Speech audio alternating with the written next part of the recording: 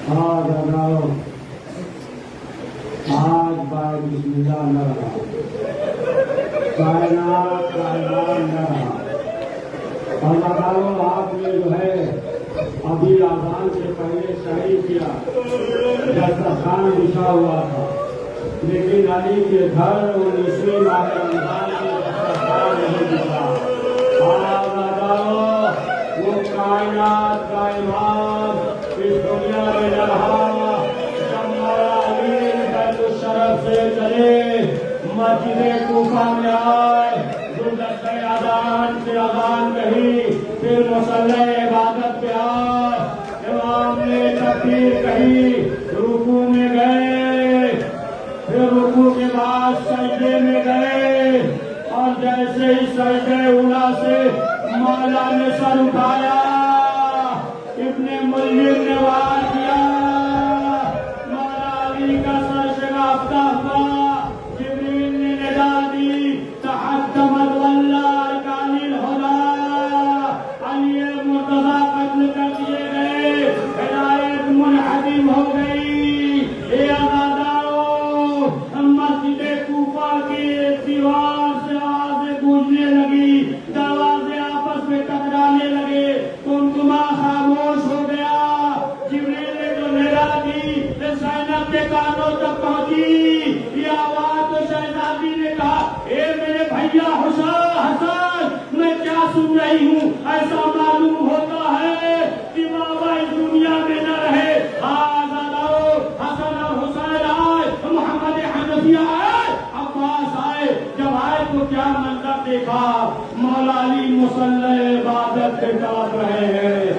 مولا علی نے ایک فکرہ کہا، اے میرے لال حسن، جلدی ہمیں گھر لے چلو۔ حسن اور حسین گریا کر رہے تھے، مولا علی نے کہا، اے میرے لال، ابھی ہم زندہ ہیں، نہ رو، آزادارو۔ مولا علی کو ایک چیز میں جب بیت الشرف کی طرف لے کر چلے، گھر کے قریب پہنچے، ایک مرتبہ مولا نے کہا، اے میرے لال حسن، ان صحابیوں کو واپس کر دو، ایسا نہ ہو کہ شہزادی زینب ام کلثوم کی آواز ان محرموں کے کانوں تک پہنچے۔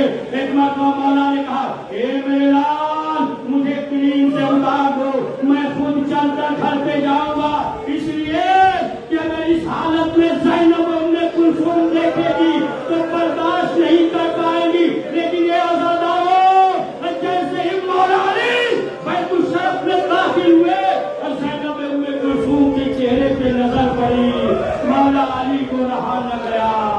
آزادارو، مولا علی جس طرح شہادت کے کروٹیں بدل رہے ہیں، یہاں تک کہ جرہ آیا، اور جب جرہ آیا اور آنے کے بعد جب جرہ نے دیکھا تو اس نے امام حسن سے کہا،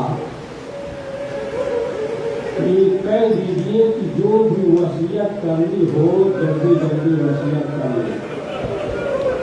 اور دوسری بات جو طبیب نے کہی کہ اگر تھوڑا دودھ مل جائے، پھر آزادارو یہ طبیب نے کہا تھا،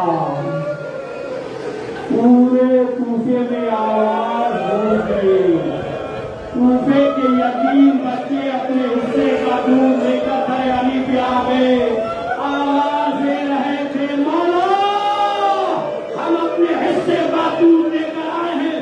امام حسن نے جو دیکھا، بیت الشرف سے گئے اور جانے کے بعد مولا علی سے کہا، بابا کوفے کے یتیم بچے شیر لے کر آئے ہیں۔ جیسے ہی سنا، مولا علی رونے لگے۔ میں کہوں گا، مولا یہ 40 ہجری کا کوفہ ہے، لیکن یہی 61 ہجری کا کوفہ ہوگا، سکینہ پیاسی ہوگی۔ مولا علی نے وصیتیں کی، ایک ایک وصیتیں مولا علی نے کی، ہر ایک وصیت کی، تقوی کی وصیت کی، ہم لوگوں کے لیے وصیت کی، جہاد کے لیے وصیت کی، ہر ایک وصیت کی۔ انہیں وصیت میں سے ایک وصیت مولا علی نے یہ کی کہ حسین کو بلایا، اور بلانے کے بعد مولا کائنات نے حسین کے کانوں میں کچھ کہا. مولا علی نے وصیت کر دی. حسین جب حجرے سے نکلے شہزادی زینب بار بار پوچھتے تھے یہ بھیا حسین بابا نے کیا وصیت کی، لیکن حسین نے بتایا نہیں. لیکن یہ راز کب کھلا جب حسین کربلا میں آخری رخصت کے لیے آئے تو حسین نے کہا اے بہن زینب ذرا بازو سے نہ ہٹاؤ، میرے بابا نے وصیت کی تھی. یہ بیٹا حسین جب زینب سے آخری رخصت ہونا تو میری طرف سے بازو کا بوسہ لے لینا. ایک مرتبہ مولا کائنات نے کہا کہ جتنے افراد ہیں سب حجرے سے چلے گئے، سب حجرے سے چلے گئے. ایک مرتبہ مولا کائنات نے شہزادی زینب کو بلایا، لیکن شہزادی زینب نے معلوم ہے بیٹیاں باپ سے کتنا محبت کرتی ہیں، اور علی جیسا باپ ہو، زینب جیسی بیٹی ہو. یہاں تک کہ جب شہزادی زینب نے مولا علی کو بیٹھ کر نماز پڑھتے ہوئے دیکھا شہزادی تڑپ گئی، رونے لگی.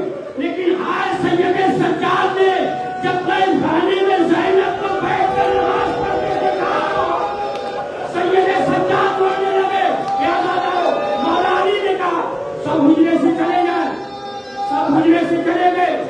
زینب کو بلایا، زینب قریب آئی، سینے سے لگایا. علی نے کچھ کہا، آہستہ کہا، کسی نے نہیں سنا، صرف زینب سے کہا. لیکن زینب نے کسی سے بتایا نہیں، اور روایت میں بھی نہیں ملتا ہے.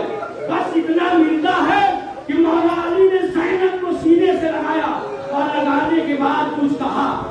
کیا کہا یہ معلوم نہیں، لیکن جب دربار یزید میں زینب جانے لگی سید سجاد نے کہا اے بھوپی اماں دربار میں چلیے. ایک مرتبہ زینب نے کہا اے میرے لال سید سجاد ذرا رکو، بابا کو آنے دو. مولا علی نے ایک ایک وصیت کی اور آخر میں مولا کائنات نے حکم دیا کہ جتنے بھی افراد ہیں سب ایک جگہ جمع ہو جائے، دسترخوان لگایا جائے. سب بیٹھ گئے. مولا علی دسترخوان پہ بیٹھے، ایک لقمہ اٹھایا،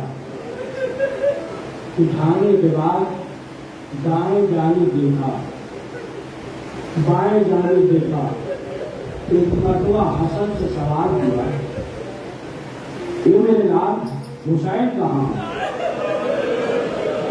حسن نے کہا بابا حسین پہلو میں موجود ہے. مولا علی نے حسین سے کہا یہ کربلا کے بھوکے باپ کے ہاتھ سے کھانا کھا لو، پانی اٹھایا.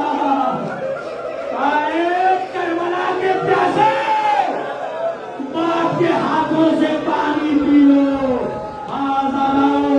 پانی پلا. ایک ایک وصیتیں کی، ہر ایک کا ہاتھ امام حسن کے ہاتھ میں دیا کیا، سارے محمد کی نماز. لیکن عباس حجرے سے باہر ہے. ام المنی قریب آئی، ہاتھوں کو جوڑا، کہا آقا میرے عباس سے کوئی خطا ہو گئی؟ کہا نہیں ام المنی ایسا نہ کہو، ابھی رکو.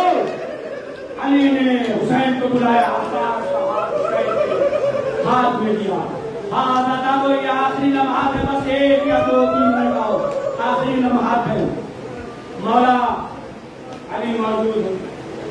ایک مرتبہ ہر ایک کی طرف دیکھا تو کیا دیکھا تو حسین موجود نہیں. مولا علی نے سوال کیا کہا میرے لال حسن حسین کہاں ہیں؟